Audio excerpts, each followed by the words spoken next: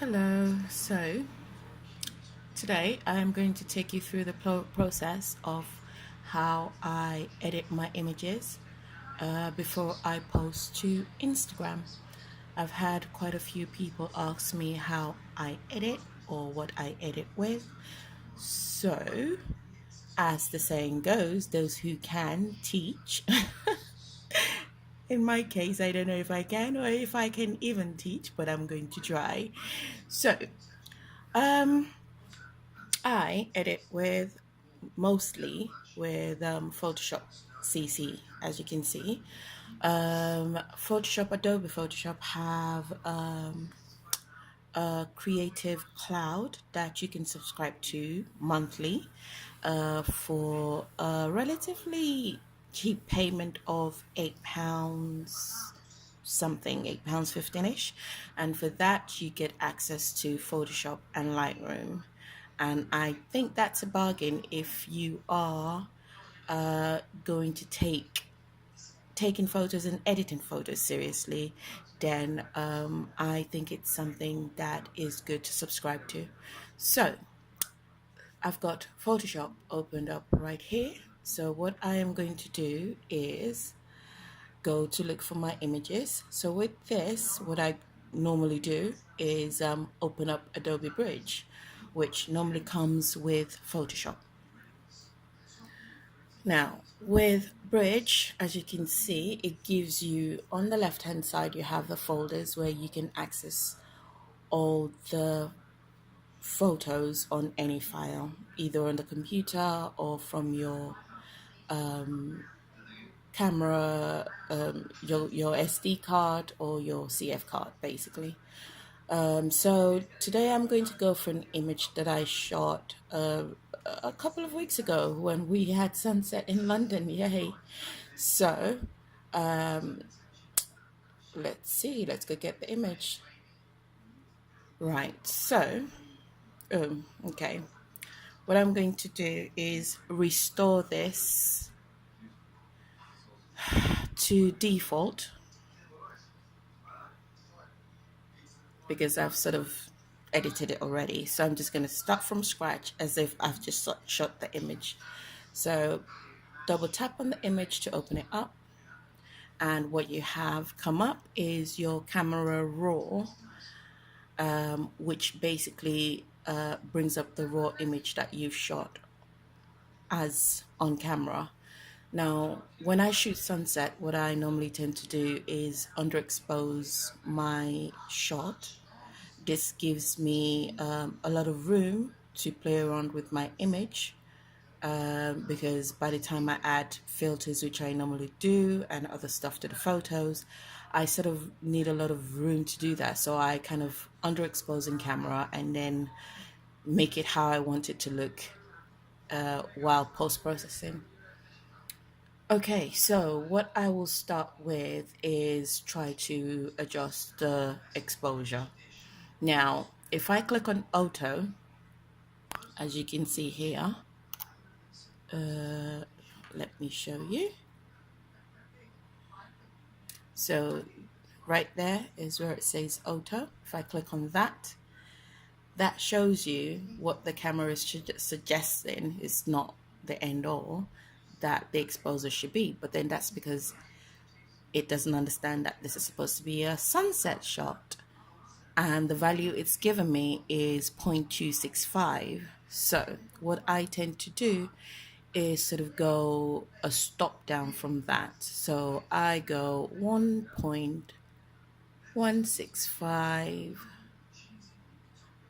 and that takes me here, which it will do for now. So I then from then on adjust the contrast. Now with the contrast, what I'm doing is just basically make an adjustment to the highlights and the shadows. So the contrast, what it does is makes the highlights lighter and the shadows darker. Now if you see, if I raise it too far, this is what I get. So what I tend to do is just make a little bit of an adjustment, maybe plus 10-ish or even 15 is fine. If I want additional, like to adjust individually by myself. I can raise the highlight if I feel I need to raise it more, or the shadows if I feel I need to raise up the shadows. As you can see, if I go right, it raises it fully, if that's the effect I want, or if I go left, it makes it darker. So it's really dependent on you, what you want your picture to look like. So with the shadows, what I want is just raise that just a tad bit, plus 12 for now. Same as if I still wanted to carry on, if I had a really, really dark photograph, then you have an option to raise either the white or the black, or the same as a really, really light photograph. It's just an extra option for you to be able to adjust the image to how you really want it to look like. Right now I don't see the need for me to use these two options of whites or blacks. So the next bit I want to move on to is the clarity. Now with the clarity, what this does is just it's also contrast related, but mostly pertaining to sharpening of the image. Now with clarity is it adjusts the sharpening on your midtones. Once again, I'll raise it really high so you can see the effect. So as you can see, the midtones in the images, the contrast there is raised, and hence it gives the image a very sharpened look.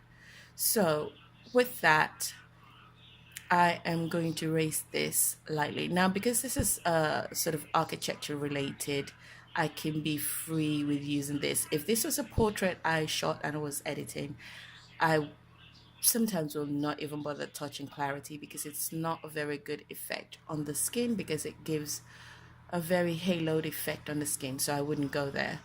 But with architecture, that's fine because you really want crisp, sharp images. So with this, I would raise it to maybe plus 20 for now.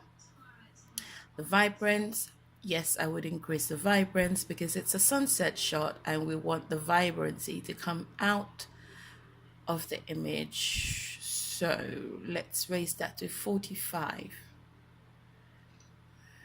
and be happy for a little bit. Now next, what I would then go to do is adjust the dehazing of this photograph. Now with dehaze, what that does is it just literally removes haze. So if you shot this, maybe it was a little bit foggy or something, dehaze is perfect. But I use that just to add just that little extra clarity to the image. Now you have to be careful with dehaze as well, because if you raise it too much, you get a very rather unappealing effect. So what I tend to do with that is just raise it slightly, just to bring out the blue in the sky a little bit and a little bit more of the orange yellow in the sunset. And this is fine for me, and that's plus 34. Okay, so next what I then do, and this is very pertaining to me, is I go to split toning. I love split tones. There are lots of presets out there that are usually split toned. You, depending on, as I'm an Instagram shooter, what you tend to find is on different people's feeds, you kind of have different tones. Yes, so with mine, what you kind of get is sort of like a pinkish, yellowish toning effect, because I love my colors. So anyway, with the highlights, so here we have the highlights, and then you can decide what color you want to put on your tone. So I normally go between 299 and 301, which is like my favorite pink tone. So I'll stick with 299 for now and increase the saturation in that. So if you see, you can see that a pink tone has been applied to the highlights in this photo. So what I want to do is just raise the saturation just slightly, just to give that lushy pink color, not too much to ruin the image. Okay, so slightly would be 20. Let's stop at that. And then for the shadows, I am going to add the yellow to the shadows. And once again, if you put too much, this is what you get. So that's raised to 100. I would take it to, once again, maybe 12 on the yellow. Now, if having applied what your settings are, you're not quite sure, you can adjust the balance to go, perhaps if you wanted more pink or more yellow. If you went towards the highlight, you get more pink. If you went towards the dark, you get more yellow. So you can make your decision where you want that slider to go. So right now, I just want it to slide towards a little bit of pink because I just love pink, you know? Pink's cool. So let's just put that at a plus 13 is fine. And yeah, there you have it. So what I am going to do is uh,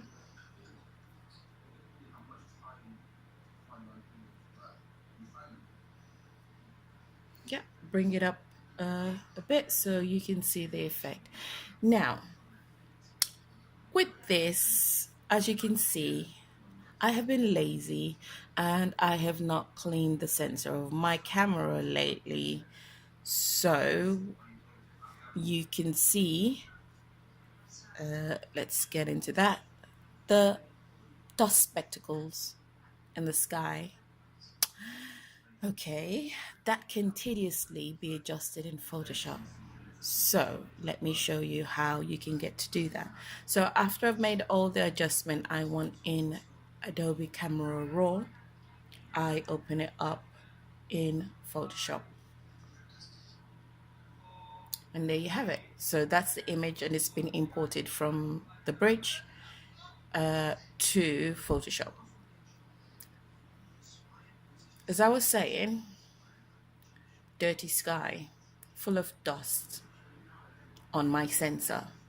And this is what dust on your sensor does to your image. Not attractive. So to get rid of this dust, what I need to do is go on your tools and select a tool called the patch tool. Now with the patch tool, what that allows you to do, let me select this image right here that you can see, is make a selection of where your dust particle is and you move it to an area where what the sky is supposed to look like, and that just disappears like magic. So what I need to do is do that all over to where all the dust are and just move it selectively to the area next and clear the sky that way. This could take a while, so go make a cup of tea and I'll be right back with a clean sky.